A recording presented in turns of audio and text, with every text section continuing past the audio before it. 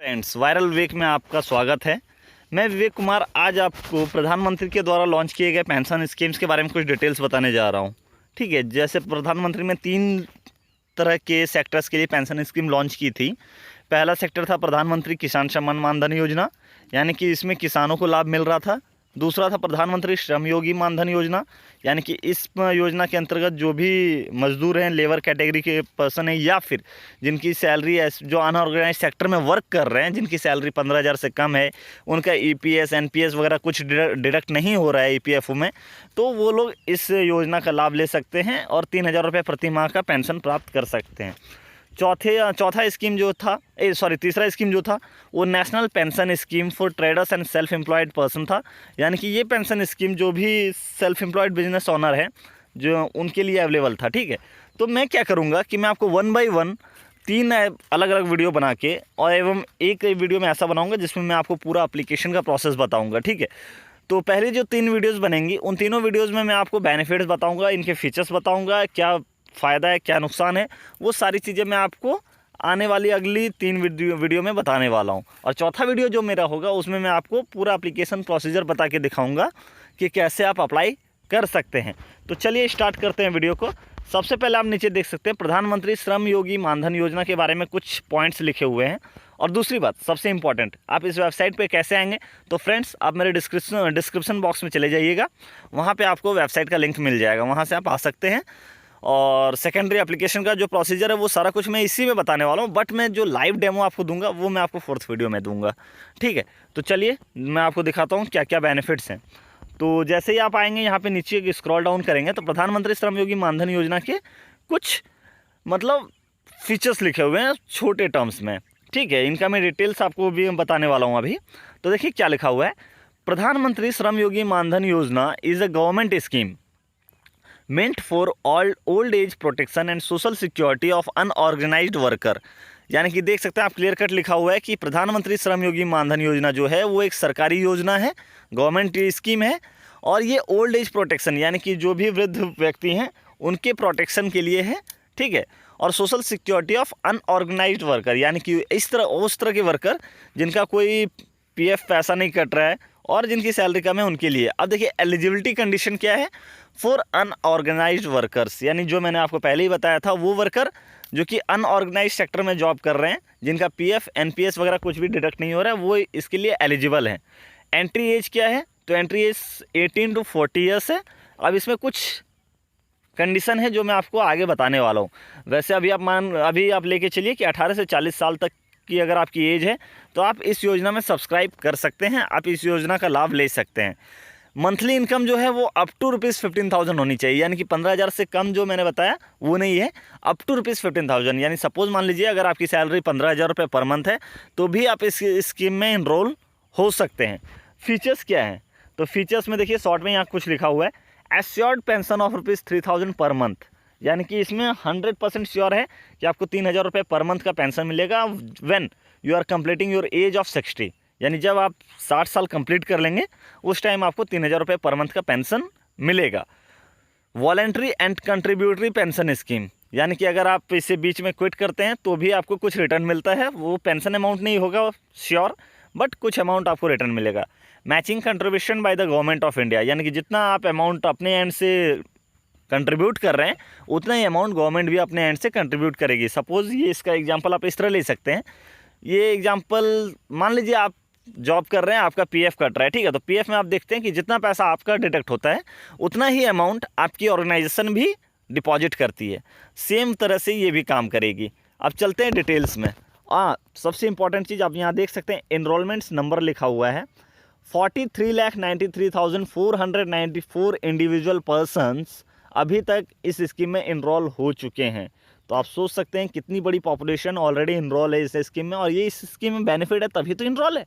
अगर आज के टाइम में देखा जाए कोई भी पेंशन प्लान आप परचेस करते हैं तो काफ़ी महंगा पड़ता है। ठीक है, लेकिन इसमें क्या है, आपको उतना महंगा भी नहीं पड़ रहा और आपका पेंशन भी मिल रहा है आपको। तो चलिए आपको मैं दिखाता हूँ डिटेल्स में क्या है। डिटेल्स में जैसे ही जाएंगे आप यहाँ पे देख सकते हैं कुछ डिस्क्रिप्शंस हैं, फीचर्स हैं, बेनिफिट्स हैं, monthly contribution and how to apply का प्रोसीजर दिया हुआ है। ठीक है, तो मैं चलिए डिस्क्रिप्शन से स्टार्ट करता हूँ। डिस्क्रिप्शन में जैसे मैंने फर्स्ट लाइन पढ़ी थी वहाँ पे वैसा ही लाइन यहाँ पे भी है, लेकिन सेकंड लाइन में क्या है, unorganised workers are mostly engaged as home based workers, street vendors, mid day meal workers, head loaders, brick kiln workers, cobblers, rag packers, domestic workers, washerman, rickshaw puller, landless labourers, own account workers, agricultural workers, construction workers, beedi workers, handloom workers, leather workers, audio visual workers और workers in similar other occupation. There are approximately 42 crore such unorganised workers in the country. ये तो कुछ examples थे, ठीक है, लेकिन इस तरह के जो आइडेंटिफाई किए गए हैं अनऑर्गेनाइज सेक्टर, वो टोटल 42 करोड़ अनऑर्गेनाइज सेक्टर हैं इंडिया में. तो जो भी इन ऑर्गेनाइज सेक्टर्स में जॉब कर रहे हैं या काम कर रहे हैं वो इस स्कीम में इनरोल हो सकते हैं. अब यहाँ पे मैं आपको मेन दिखा रहा हूँ. On the maturity of the scheme an individual will be entitled to obtain a monthly pension of ₹3,000. यानी कि जो भी इंडिविजुअल पर्सन इस स्कीम में इनरोल होते हैं, ठीक है, वो एलिजिबल हैं ₹3,000 पर मंथ पेंशन पाने के. और ये जो पेंशन मिलेगा लाइफ टाइम पेंशन रहेगा. यानी कि जब तक मैं सर्वाइव कर रहा हूँ या जब तक आप सर्वाइव कर रहे हैं और आपने इस प्लान में इनरोल किया है, तब तक आपको ये ₹3,000 मिलने वाले हैं. तो इसके लिए बेफिक्र रहिए, कोई लिमिटेशन नहीं है. 60 साल की एज कंप्लीट होते ही ₹3,000 निश्चित ही आपके अकाउंट में हर महीने आने वाले हैं, ठीक है. The scheme is tribute to the workers in the unorganise sector who contribute around 50% of the nation's gross domestic product GDP. ठीक है. अब देखिए एज यहाँ पे जो कंसर्न मैंने बताया था कि मैं आगे बताऊंगा. The applicants between the age group of 18 to 40 years, यानी जो भी अप्लीकेंट है, जो भी आवेदक हैं जिनकी एज 18 से 40 साल हो रही है, उन्हें ₹55 से लेके ₹200 तक का कंट्रीब्यूशन करना होता है. ये एज के ऊपर वेरी करता है. इसका मैं प्रॉपर चार्ट भी आपको दूंगा, वो आप देख लीजिएगा, और मैं डिस्क्रिप्शन बॉक्स में भी चार्ट दे दूंगा, ठीक है, वहाँ से भी आप देख सकते हैं. उसके बाद देखिए क्या है, जैसे ही अप्लीकेंट 60 साल की एज कंप्लीट करता है, देन ही और she can claim the pension amount. यानी कि चाहे वो लेडीज़ है या जेंट्स है, वो पेंशन अमाउंट क्लेम कर सकते हैं. Every month a fixed pension amounts gets deposited in the pension account of the respective individual. यानी अब यहाँ पे पेंशन अकाउंट लिखा हुआ है, इसके बारे में आपको बता देना चाहता हूँ. पेंशन अकाउंट जो होता है, जब आप इनरोल होते हैं इस स्कीम में, तो जैसे ही इनरोल होंगे तो आपको एक परमानेंट अकाउंट नंबर मिलेगा जो कि पेंशन अकाउंट नंबर होता है. वो एक खाता नंबर होता है, उसके थ्रू आप क्या विड्रॉ कर सकते हैं और उसी में आपका अमाउंट भी डिपॉजिट होगा, ठीक है. तो इस तरह का है. एलिजिबिलिटी क्राइटेरिया देख सकते हैं यहाँ सेम लिखा हुआ है. Should not be engaged in organise sector, यानी कि कोई भी EPFO का मेंबर नहीं होना चाहिए, NPS का मेंबर नहीं होना चाहिए, ESIC का मेंबर नहीं होना चाहिए. कोई भी इनकम टैक्स पेयर अगर है तो वो इस स्कीम में इनरोल नहीं हो सकता है. क्या डॉक्यूमेंट चाहिए आपको? सिर्फ आधार कार्ड चाहिए, एक सेविंग बैंक अकाउंट होना चाहिए और जनधन अकाउंट होना चाहिए विद IFSC. यानी दोनों में से कोई एक होना चाहिए, या तो आपके पास बचत खाता होना चाहिए या फिर जनधन अकाउंट होना चाहिए, ठीक है. अब यहाँ पे मैं फीचर्स पे चला जाता हूँ. फीचर्स देख सकते हैं एज इट इज़ जो मैंने पहले बताया था, ₹3,000 पर मंथ पेंशन बिल्कुल सेम वही है. चलिए बेनिफिट्स में कुछ स्पेशल चीज़ें हैं.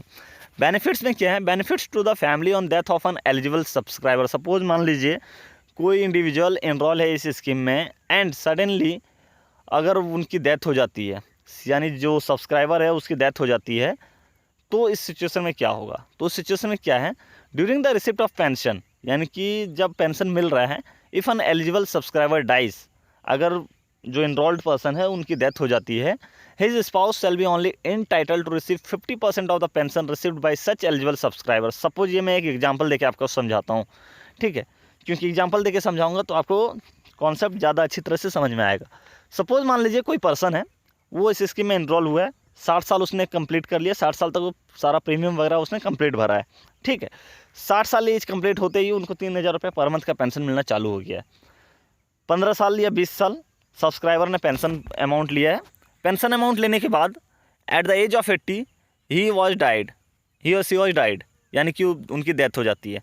तो उस सिचुएशन में क्या होगा? उस सिचुएशन में उनका जो फैमिली मेम्बर, जो भी नॉमिनेटेड पर्सन है या फिर उनकी वाइफ, ठीक है, उनको 50% ऑफ द पेंशन अमाउंट मिलेगा. सपोज अगर फर्स्ट पर्सन को ₹3,000 मिल रहा था, तो उनकी वाइफ या उनके फैमिली मेम्बर में जो भी हैं, जो नॉमिनेटेड हैं, उनको ₹1,500 पर मंथ मिलना स्टार्ट हो जाएगा पेंशन. बट कंडीशन वही है एप्लीकेबल कि जो भी नॉमिनेटेड पर्सन है उनकी एज 60+ होनी चाहिए, ठीक है, यानी 60 ईयर्स कंप्लीट होनी चाहिए. सेकंड, बेनिफिट्स ऑन डिसेबलमेंट, यानी कि अगर मैं अपंग हो जाता हूँ, अगर जो भी सब्सक्राइबर है वो अपंग हो जाता है, डिसेबल हो जाता है, काम करने में सक्षम नहीं है, तो उसके कंडीशन में क्या होगा? तो देखिए क्या लिखा है, if an eligible subscriber has given regular contribution and become permanently disabled due to any cause before attaining his age of 60 years and he is unable to continue to contribute under this scheme, his spouse shall be entitled to continue with the scheme subsequently by payment of regular contribution as applicable, or exit the scheme by receiving the share of contribution deposited by such subscriber with interest as actually earned thereon by the pension fund or the interest at the saving bank's interest rate thereon whichever is higher। ये चीज़ मुझे थोड़ी सी गलत लग रही है। अगर मैं इसे समझाऊं आपको तो हो सकता है आपको भी गलत लगेगा।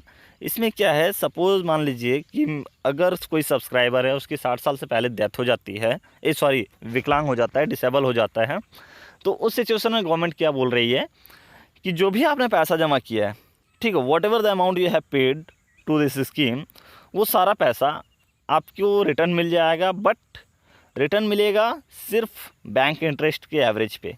यानी सपोज अगर बैंक 4 रुपये दे रही है सेविंग बैंक अकाउंट में, तो उसके अकॉर्डिंग आपको रिटर्न मिलेगा और वो भी आपका शेयर मिलेगा रिटर्न।